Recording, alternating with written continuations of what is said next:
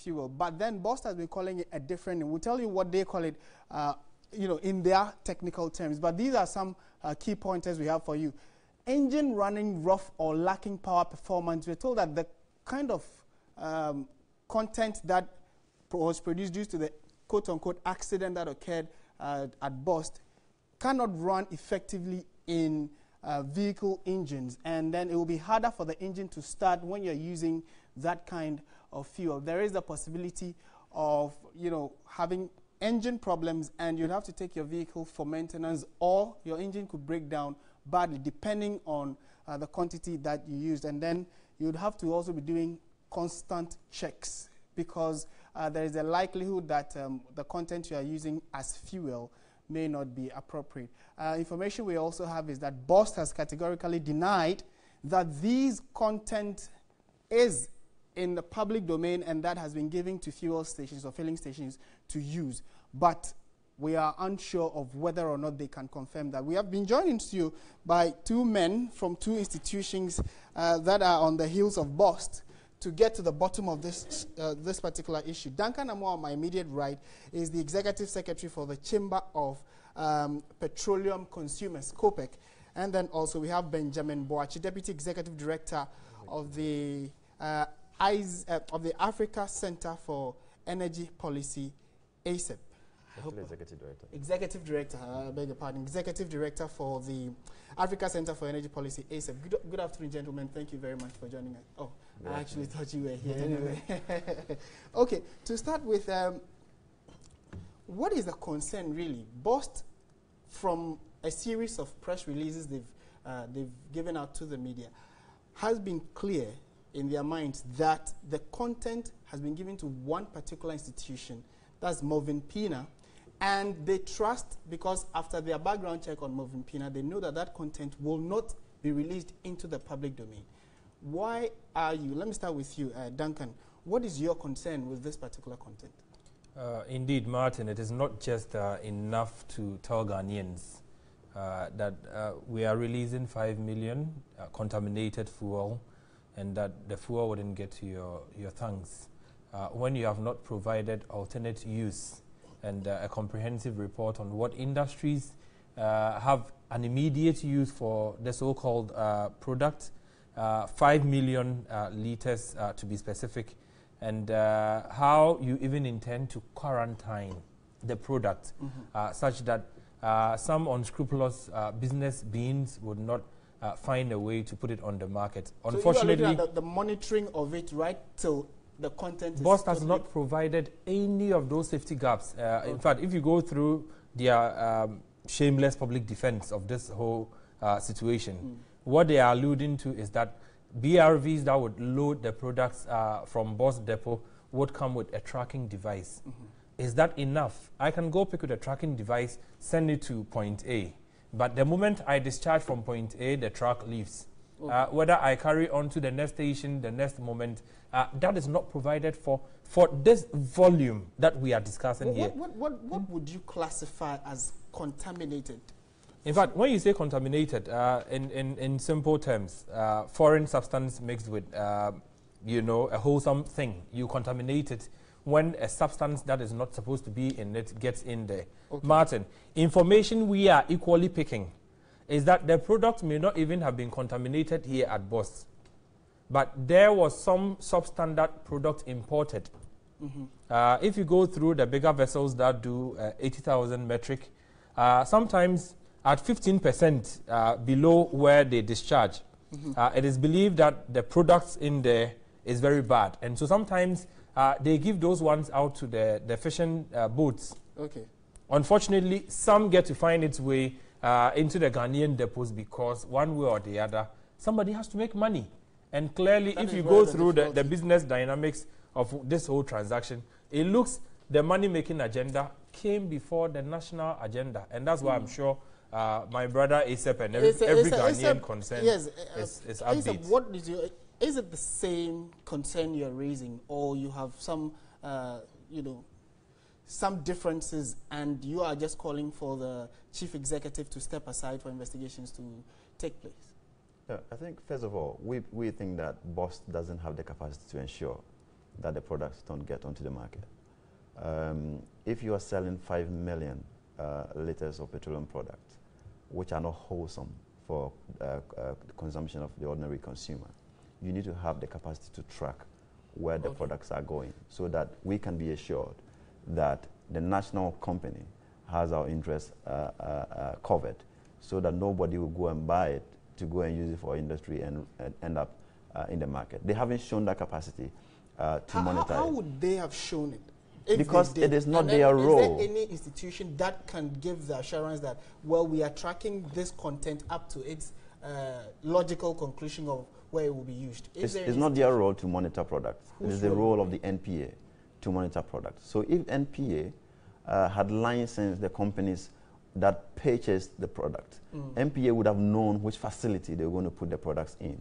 NPA would have known when they're lifting the products from that facility. So they can monitor and track the chain and see which filling stations are getting those products. But here we are. Do you have evidence to show that the content has gotten to any filling station? We have evidence to show that some OMCs have actually gotten the product and sold it on the market. Really? Yes. That's so if you are what put to strict proof, you can bring this? We have the evidence. We have the evidence. But, I mean, like we have called for, we need a full-scale investigation into this. And all the evidence we have will be made available to the committee. The next question, though, to many will be, really, how does this affect the engines of the ordinary Ghanaian? If I have a vehicle and I purchase this contaminated fuel, or they call it off-spec fuel, how does it affect it is an afterthought. Off-spec, low standard, low grade, whatever. It's an afterthought. If you go through the documents, the letters they signed, some of the way bills for loading, it's contaminated product. They put it in CONT-PORD. I mean, there's nothing called off-spec. It's an afterthought. If you say off-spec, maybe you are looking around 91 and the person brought 89. Okay. It might be hit that standard. It might be good, but it is not up to the standard. That is off specification. But this is contaminated. And you ask the danger to motorists. I saw that you had listed some of the signs. Misfiring, whatever. You would eventually collapse people's engines in Ghana because the engines were not made to run on contaminated fuel. And so BOST would have had the responsibility bigger to ensure that Ghanaians do not suffer the consequence thereof of this recklessness. But unfortunately, like my brother Ben said, what is not their job? They came out earlier to indict the NPA. That the NPA had authorized the sale. NPA had said they should go ahead and sell and make sure the trucks that lift the products would do so with a tracking device. Unfortunately, they didn't. They fell short of telling Ghanaians the post-sale monitoring.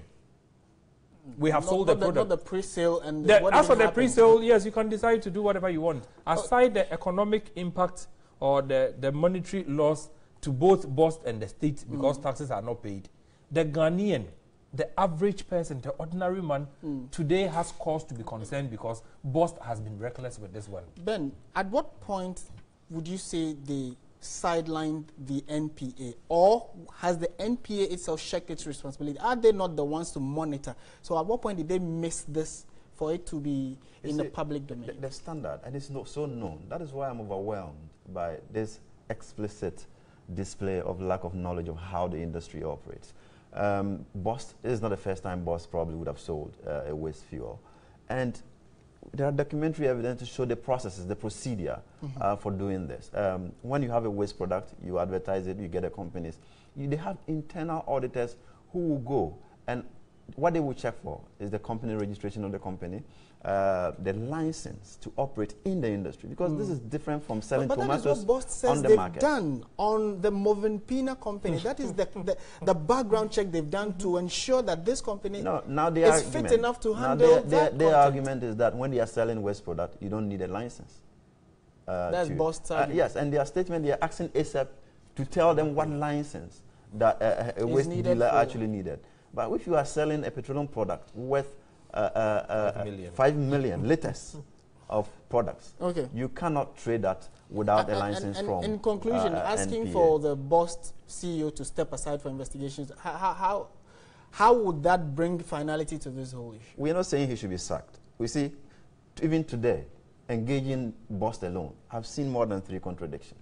Okay. The longer they remain directly in charge of the evidence, it gets polluted. And I think that is why they have to move away immediately so that we can have a committee look into it independently, and then consumers can be assured of the outcome of the investigation. Okay.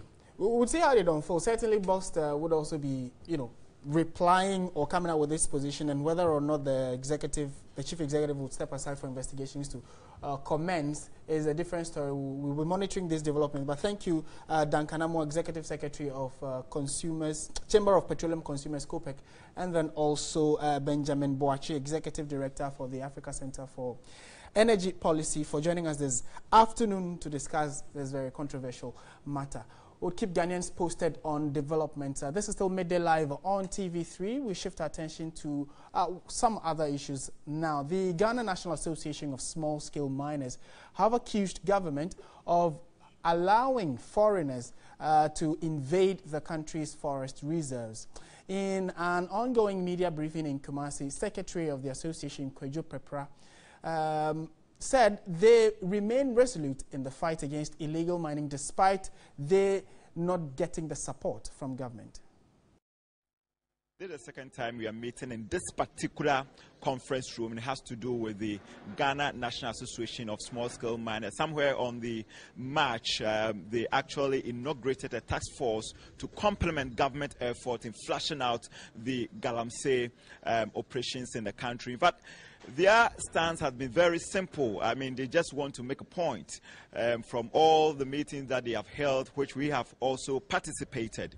They have been pressing on that. They are not engaged in illegal mining activities, and for that matter, they have shown some level of goodwill by establishing task force to complement government efforts, as I indicated early on. But this morning, they are meeting here. Very soon, I will be speaking to the secretary of the group to find out what they have for the media.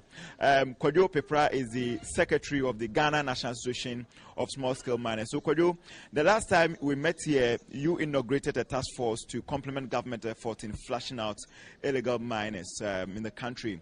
What do you have for us today? 4 months ago, government placed a ban on small-scale mining activities in galamsey. As we all know, galamsey is an illegal activity. Small-scale mining, we are legalized small-scale miners. When this ultimatum was passed, we wanted to let Ghanaians understand that there's a difference between galamsey and small-scale.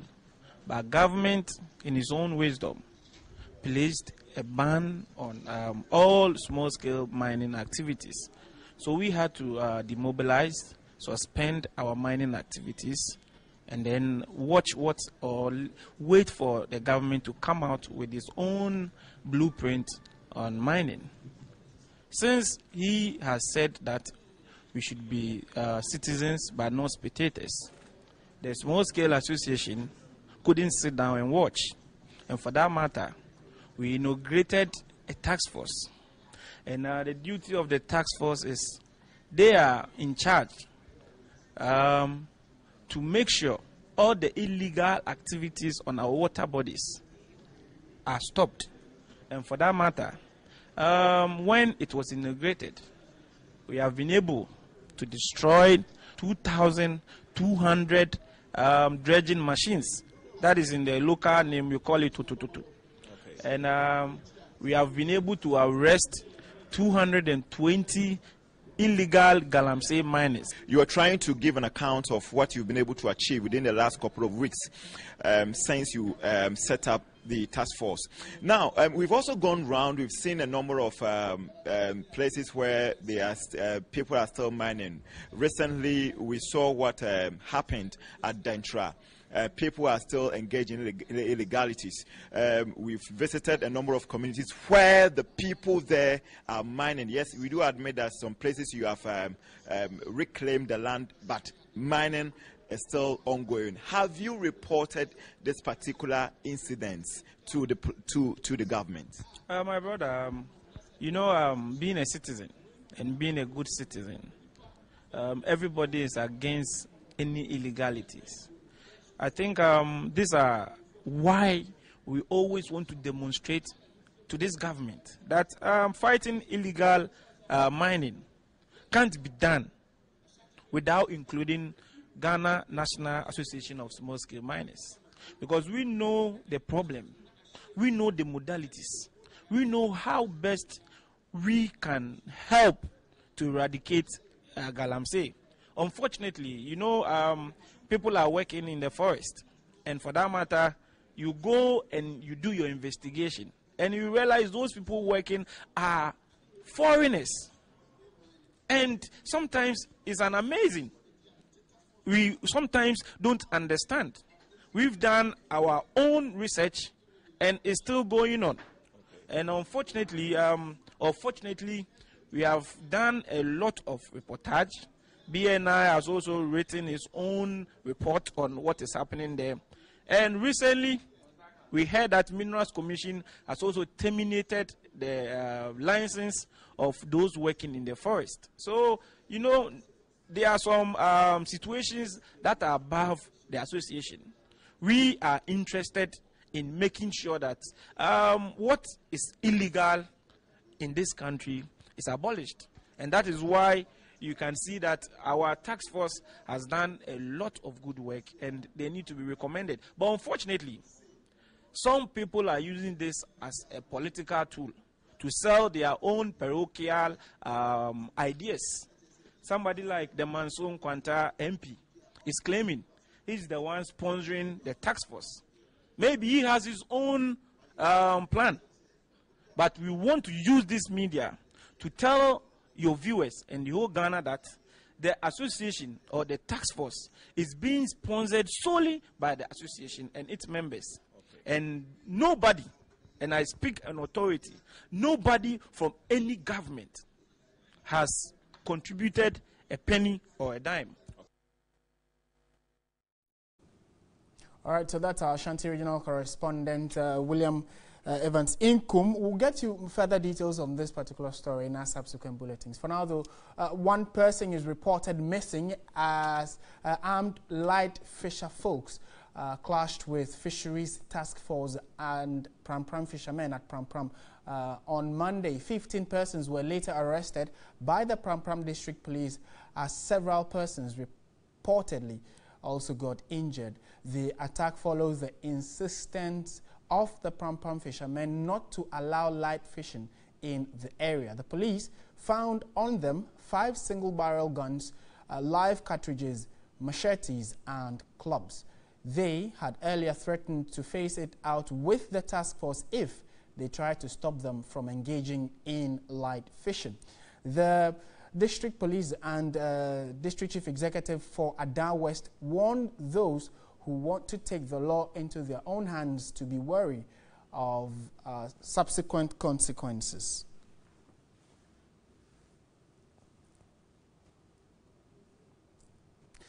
On medical notes this afternoon, my colleague Akusia Eje Sono speaks with Dr. Chris Opoku Fofie, a senior specialist obstetrician and a gynecologist at the Greater Accra Regional Hospital on fibroids.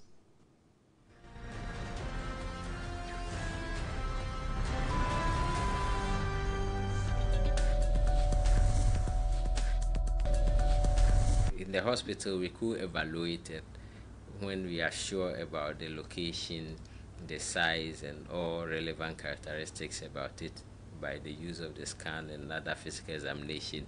We could recommend surgery as one of the standard treatment for it. And in that case, we offer what we call myomectomy.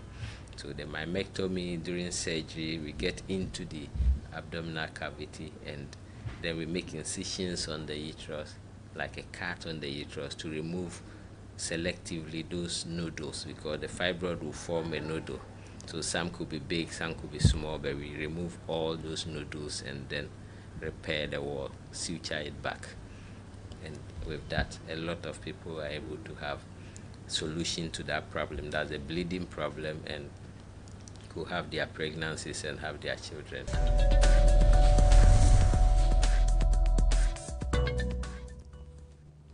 So that's medical notes. But let's look at one other thing that some would call a medical condition. So for 2 years, the gender of Emmanuel has been a mystery. Although he has a male appearance, he possesses both male and female organs. Doctors say he needs 3,000 Ghana cedis to undergo a temporary surgery to correct the defect. Emmanuel was born a hermaphrodite. Hermaphrodite is someone who has some or all of the primary sex characteristics of both genders. For 2 years, Emmanuel appeared as male but has 2 sex organs. When Emmanuel was 6 months, he was taken to an orphanage home because his mother, mentally retarded, could not take good care of him. His guardian, Naomi Esiamwa, is seeking for support to correct the defect. Kwame don't urinate through the male organ. It comes from, I don't know whether it's the female organ or the position of the urina is not all that good. And he has hernia at the same time. Get a time that you could see the whole body has swallowed, itching him. He cannot grow with this problem. People should come into Kwame's aid. At 2 years, he has already undergone his first surgery. Doctors say Emmanuel may need 3 or more surgeries to repair this condition. You can help Emmanuel by donating to 3 Foundation Social Support Fund account number 6010603927 at any Zenith Bank branch, or bring your donations to TV3 premises. We are pleading to all of you to give to help little Kwame. Thank you very much in advance. This is still Midday Live. We'll be back with business with Fisheries.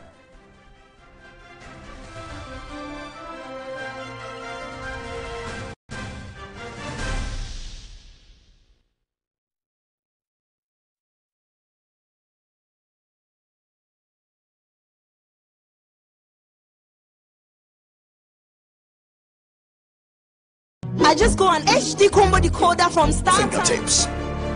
Who's found Asamoah Gyan? Super finish! Being on top of the news has never been easy.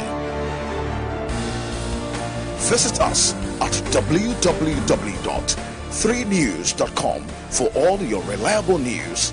3 News, news at your fingertips.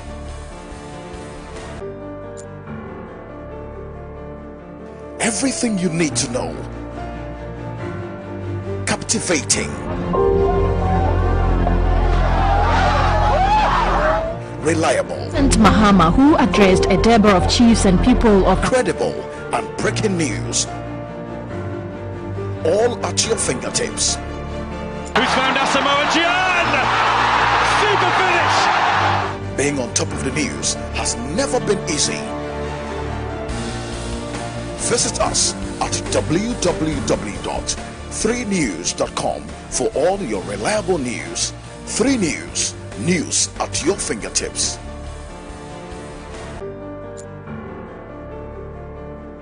Everything you need to know.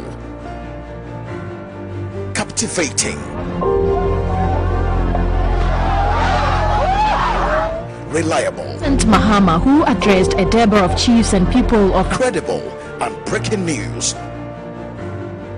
All at your fingertips. Who's found Asamoah Gyan? Super finish! Being on top of the news has never been easy. Visit us at www.3news.com for all your reliable news. 3 News, news at your fingertips.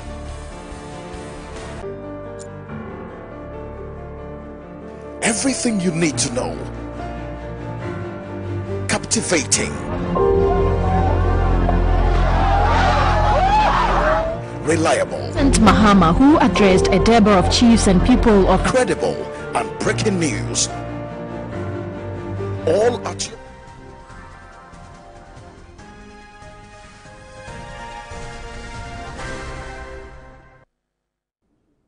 Hello, good afternoon. My name is Pakwisi Asare and welcome to the business news.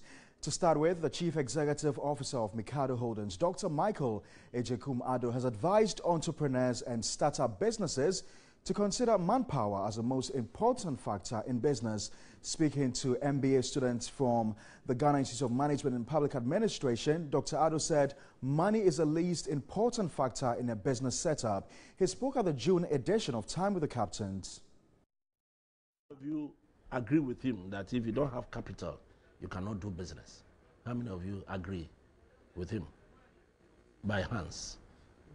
So few. Which means that some agree that you can do your business without capital. You know, to do a business, you need about 6 factors. We call it 6 M's. Manpower, machines, materials, money, marketing, and minutes, which is time. Of all the 6, the most important is manpower, and the least important is money. I want to emphasize that money is the least important. You could not supply, because one, you didn't have the connection as to who is making the books available to you. If you had good contacts with him, he would have trusted you enough to give you on credit. The second thing is that the one who is receiving also didn't have confidence in you that, oh, take this money in advance and go and do the deposit. He could have given you the money if he trusted you. For lack of trust, from Accra to Paga, Aflao to Elubo, as a people, we are all poor because we don't trust one another. But money is the least important. So build on your reputation in your small community, in your family, in your church, in your society. If people trust you, trust me, they will give things to you on credit. In other news, Ghana will soon benefit from some $15 billion funding facility from China for the One District, One Factory initiative. Vice President Dr. Mamadou Bawumia, who disclosed this to the media, also hinted a grant of about $21 million has been secured to enhance infrastructure. Meanwhile, the Vice President has debunked assertions the assistance from the Chinese government will influence government stance on the Chinese nationals' involvement in Galamsey.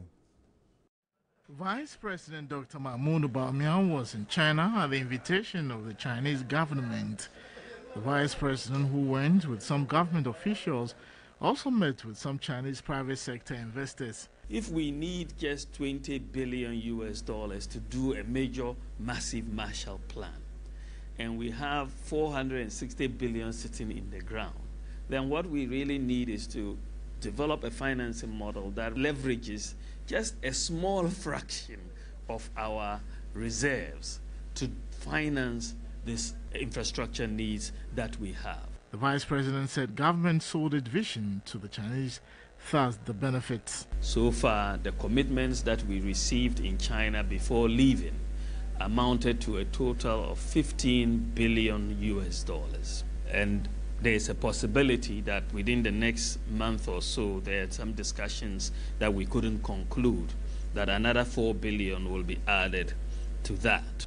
He spoke about a grant to enhance infrastructure. The government. All right, so the back and forth with regards to the bulk oil storage and transportation company, the issue of contaminated fuel, calls by the Africa Center for Energy Policy for the Chief Executive Officer to step aside for investigations to be conducted. We just understand the minority has just concluded a press conference. My colleague Evelyn Tingma is at Parliament House, and she's going to bring us the details on that. Evelyn, take it over. The Parliament House, where the minority this afternoon is holding a press conference, and they are talking about the BOST issue and the 5 million liters of contaminated fuel that was done by BOST, and we have the spokesperson for energy, Honorable Alma Kofi Bois. Good afternoon, sir. You are live on TV. Good afternoon. So what exactly is the minority talking about this afternoon? This is very, very serious. It's very serious for the Ghanaian consumer. What has happened here is that BOST, the government entity, has brought in fuel, and the fuel, the right protocols were not followed. There was contamination. When that happened, there were protocols that BOST should follow. A lot could be done to basically rectify the contamination.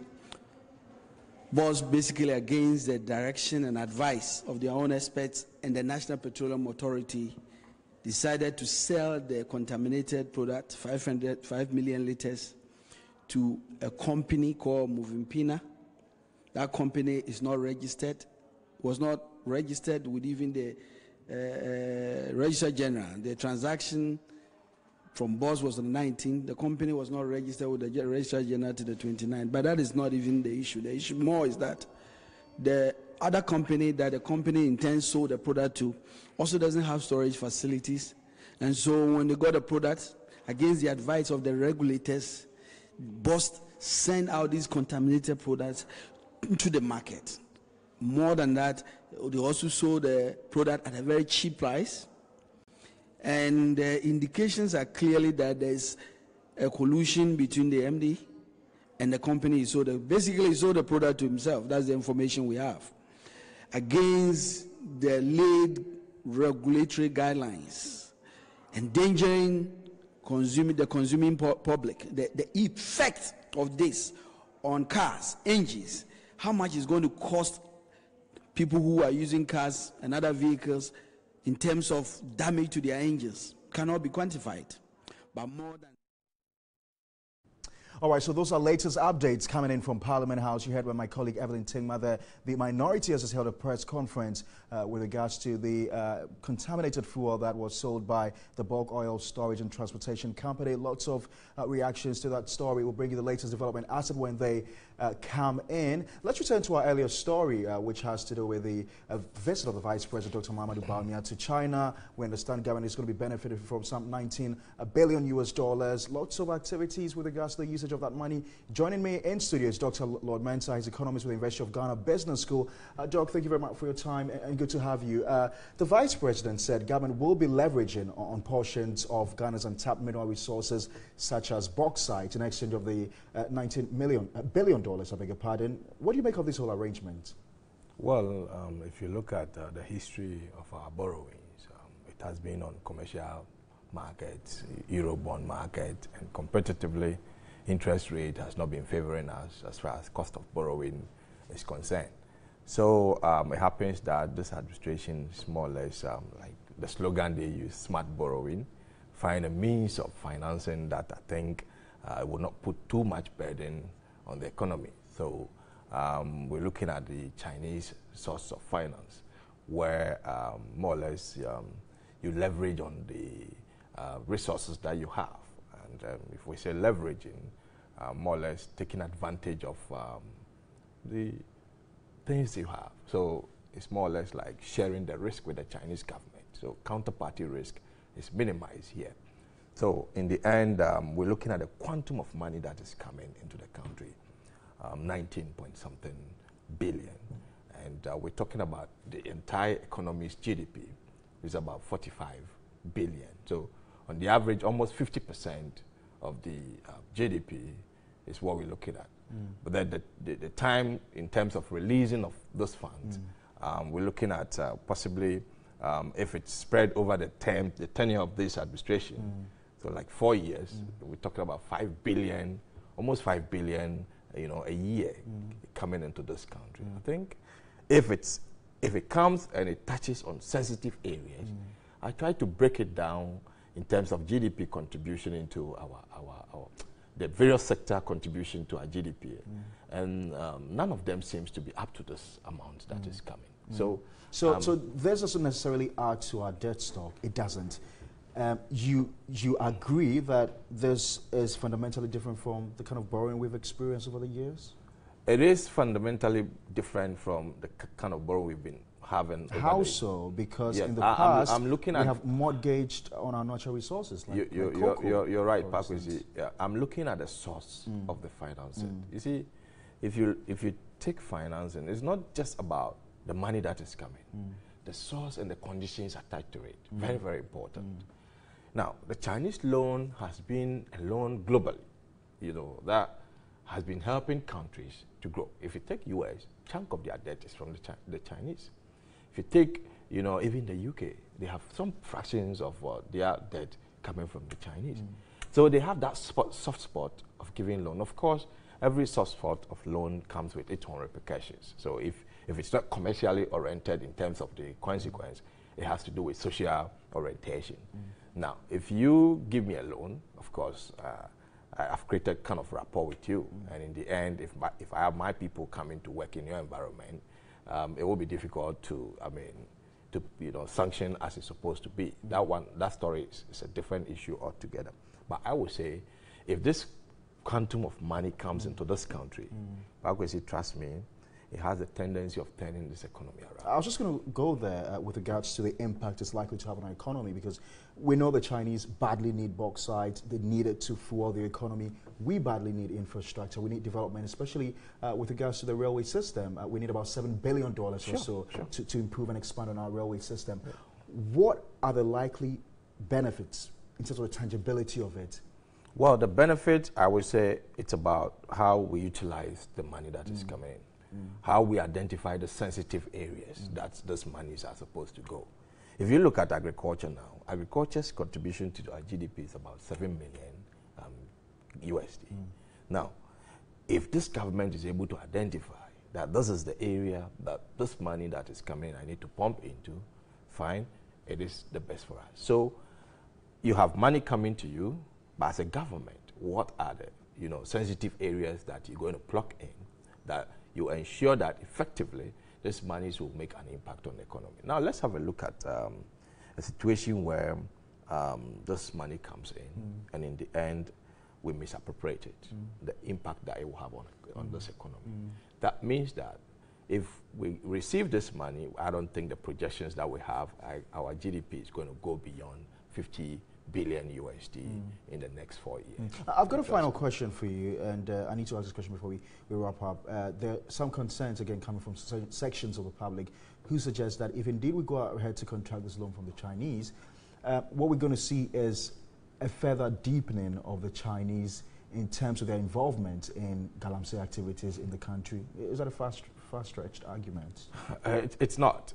It's not, in a sense that nobody will put on paper the social consequence of some of these borrowings that we do. Now, if you are going to borrow, looking at the source, Chinese is giving you a loan of about 5%, let's assume. And then possibly on the Eurobond market, you have 10%. Now, with this Chinese loan, you're looking at a situation where the machinery will be bought from China. You were looking at a situation where the labor will be coming from China. So in the end, the 5%, part of it is also going back there to Chinese government again. Now, that's the strategy they have adapted. Now, unlike the Eurobond market, where you have 10%, use the money as how you want to use it. Machinery, we don't care where it comes from. Labor, we don't care where it comes from. Now, as a manager of this economy, you have to sit down and then do the cost-benefit analysis. That the cost that I will incur as a result of employing the labor force from the same source of finance, and at the same time the machinery, if I'm supposed to buy it from them, rather than going for these European loans that I think will give you the free way to utilize it as it's supposed to be. But what I'm driving to is that now every single borrowing that you do comes with economic cost and at the same time social cost. The unfortunate thing is that in economics we don't put the social cost in well, we certainly paper. cannot underestimate the concerns of these groups of people. Thank you very much, Dr. Lord Mensah. He's an economist with the University of Ghana Business School. That's all for the business segment. Martin continues with Midday Live.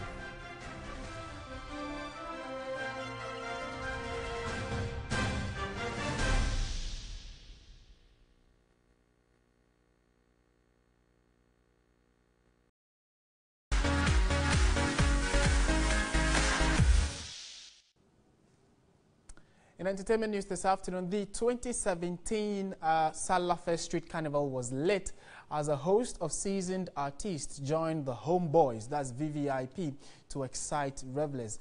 Nigerian dancehall star Patoranking also made a surprise appearance, entertaining the audience and rapped Sarkodie's lines in their mega collabo, No Kissing Baby. Here are highlights from the show. The anticipation was high.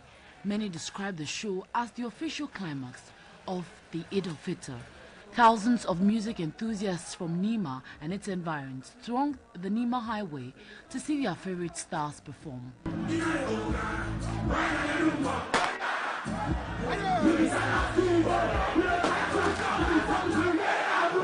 But hey, the up-and-coming artists were not left out. The event offered them the platform to shine. Host group VVIP treated the crowd to some of their major hits.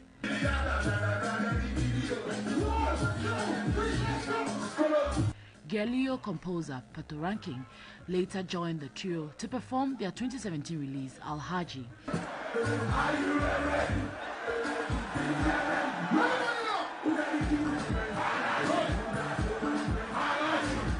Sarkodie was missing in action on the night, but Pato Ranking had fun performing No Kissing Baby, a song King Sark featured on.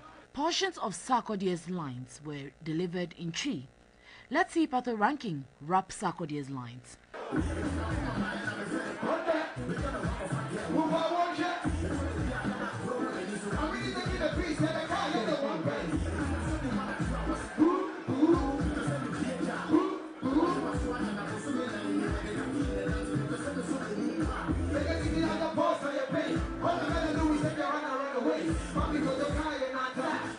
The 2017 Salafest also paraded other seasoned guest artists including D Black, Kokese, Miss V, and Jupiter.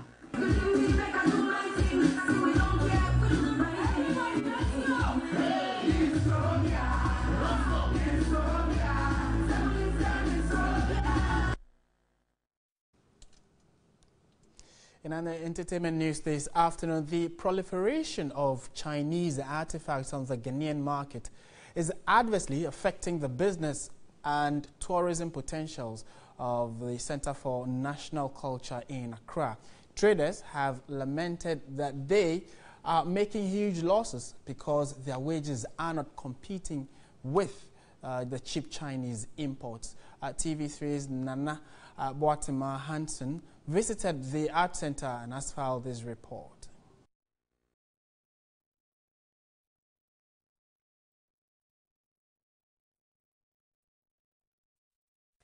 The Arts Center is mandated to promote the cultural values of Ghana.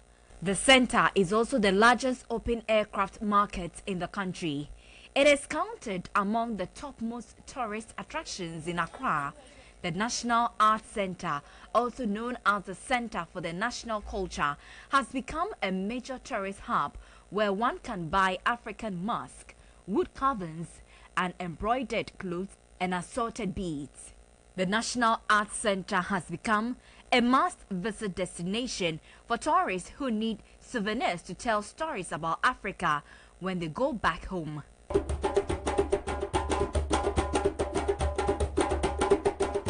Unlike several years ago when business activity was brisk, traders at the Arts Center are losing the competition to the Chinese. For weeks, most of the sellers have to come to work and go home empty-handed without selling anything. Some sellers who have worked at the center for some 10 years have this to say in an interview.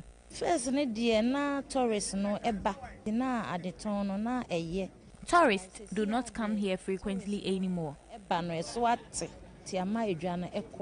Compared to these days, it's coming down. The Chinese, when they come, they buy an artifact. When they will go and produce their own things. So that, like, export and things has not been as it used to be. They also claim some Ghanaians do not have enough information about the center and do not even know the existence of the Art Center. Other countries not tossing. Foreigners patronize our goods much more than Ghanaians.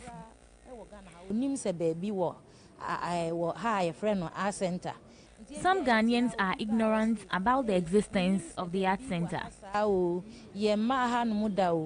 Some foreigners who had visited the center said the facility was introduced to them by fellow foreigners and not Ghanaians, and which they confirmed what was said earlier. My friend told me she was here before. Okay, is she a Ghanaian? No.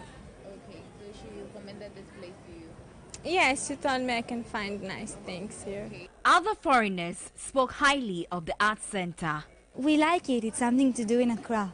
It's very beautiful, and I love here to see the people making the art and the crafts in the back of the market. It's very nice. The art center was really good. It was a nice way to see some of the fashion and the arts and just different things that makes me understand what Ghana lifestyle is like. So I really enjoyed it. Agatha noted that no renovation has been done aside the pavement blocks made at the entrance for the past 15 years. Since its establishment, no proper renovation has been done. Does this mean Ghanaians are no more interested in the domestic culture?